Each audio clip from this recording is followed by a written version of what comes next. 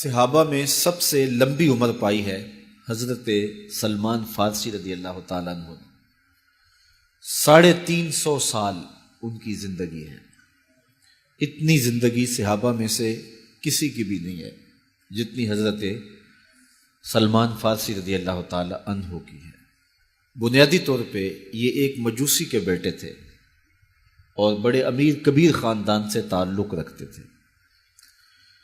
یہ اپنے باغ میں جاتے تو راستے میں ایک راہب کا کٹیا تھا، تو یہ گزرتے گزرتے اس کے پاس رکنے لگے، تو اس کی باتوں میں وحی کا اجالا تھا، تو اس کی باتیں اچھی لگنے لگیں۔ باپ کو پتہ چلا تو اس نے کہا کہ ہم مجوسی ہیں، آگ کو پوجتے ہیں، اور یہ نصرانی ہے، تم اس کے پاس نہ بیٹھا کرو، کہیں تمہارا دین نہ لوٹ لے۔ لیکن ایسی طلب جاگ گئی تھی دل میں کہ وہ باز نہ آئے۔ باپ کو پتہ چلا تو اس نے گھر سے نکال دیا، اور یہ دور جا کے کہیں ایک گرجا گھر میں ایک پادری کی خدمت کرنے لگے۔ اس نے ساری زندگی شفقت کے سائے میں حضرت سلمان فارسی کو رکھا۔ ناز و نعم سے پالا ہوا بیٹا گھر چھوڑ کے حق کی تلاش میں نکل کے اس کے گرجا گھر میں پہنچا تھا۔ جب اس کا آخری وقت آیا تو اس نے بلایا اور بلا کے کہا کہ میں زندگی کی سانسیں پوری کر چکا ہوں، اب میرے انتقال کے لمحے قریب آ گئے، تو نے بڑی میری خدمت کی ہے، تو میرے بعد تو غمودیہ چلے جانا، وہاں کا جو راہب ہے فلاں اس کا نام ہے، تو اس کی جا کے خدمت کرنا، تجھے حق مل جائے گا۔ حضرت سلمان فارسی کہتے ہیں کہ میں اس کی تدفین کے بعد غمودیہ چلا گیا، اور جو اس نے نشانیاں بتائی تھیں اس نشانیوں کا راہب مجھے مل گیا۔ میں ایک زندگی گزاری اس کے پاس اور اس کی خدمت کرتا رہا، اور میں حق کا متلاشی تھا۔ ایک وقت آیا کہ اس کا بھی آخری وقت آ گیا، اور اس نے مجھے تنہائی میں بلا کے کہا کہ کوئی ایسا شخص نہیں رہا جس کے پاس میں تجھے بھیج سکوں، اور میرا وقت آخر آ گیا، اور تو نے سچائی کے ساتھ حق کی تلاش میں میری خدمت کی ہے۔ میں تجھے پتے کی بات بتاتا ہوں، پلے باندھ لے، میرے انتقال کے بعد تو یثرب چلے جانا، نبی آخر الزماں کے ظہور کا وقت قریب آ گیا ہے، اور وہ ہجرت کر کے وہاں تشریف لائیں گے۔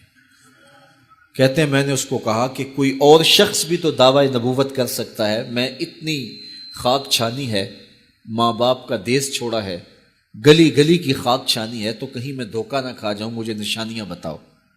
تو اس نے 3 نشانیاں بتائیں۔ کہا ایک تو صدقہ قبول نہیں کرے گا، دوسرا ہدیہ رد نہیں کرے گا، تیسرا 2 کندھوں کے درمیان مہر نبوت ہوگی۔ 2 دن کے بعد اس کا انتقال ہو گیا۔ کہتے ہیں میں وہاں سے تدفین کے بعد اٹھا اور یثرب کی جانب روانہ ہوا۔ راستے میں ایک قافلہ تھا اور وہ یثرب ہی جا رہا تھا، تو میں ان کے ساتھ شامل ہو گیا کہ میری منزل بھی وہی ہے، لیکن انہوں نے مجھے اکیلا سمجھ کے پکڑ لیا اور غلام بنا لیا۔ لیکن میری خوش قسمتی یہ کہ انہوں نے مجھے بیچا جا کے یثرب میں، اور وہاں ایک یہودی نے مجھے خرید لیا اور اپنے باغ میں کام کاج پہ لگا لیا۔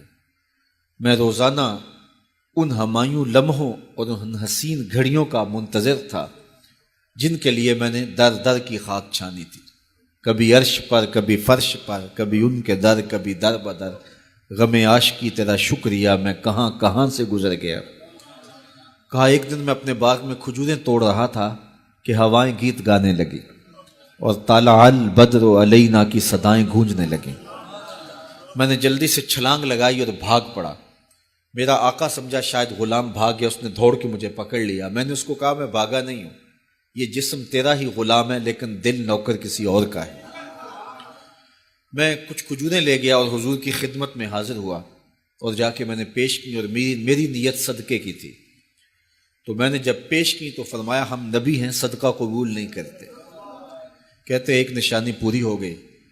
اب کچھ دن ڈال کے میں پھر کھجوریں لی، اور میری نیت ہدیہ کی تھی۔ میں حضور کی خدمت میں جا کے پیش کی تو حضور نے قبول فرماتے ہوئے کہا ہم ہدیہ قبول کر لیتے۔ کہا 2 نشانیاں پوری ہو گئی، اب تیسری نشانی رہتی تھی۔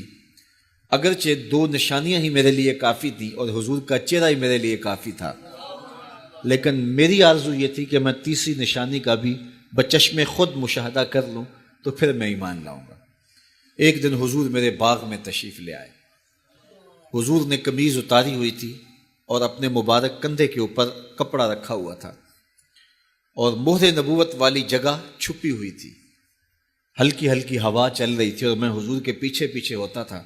میری آرزو یہ تھی کہ ہوا کا کوئی تیز جھونکا آئے اور کپڑا ہٹا دے اور میں مہر نبوت کی زیارت کر لوں۔ حضور میرے ارادہ قلب سے آگاہ ہوئے، فَأَلْقَى إِلَيَّ رِدَاءَهُ، حضور نے اپنے کندھے سے چادر اتار کے میری جانب پھینکی، پھر اپنے رخ کو پھیر کے میری جانب اپنی پشت مبارک کرتے ہوئے فرمایا، انظر الی ما امرت بہ، اس پادری نے جو بتایا تھا دیکھ لے آ کے۔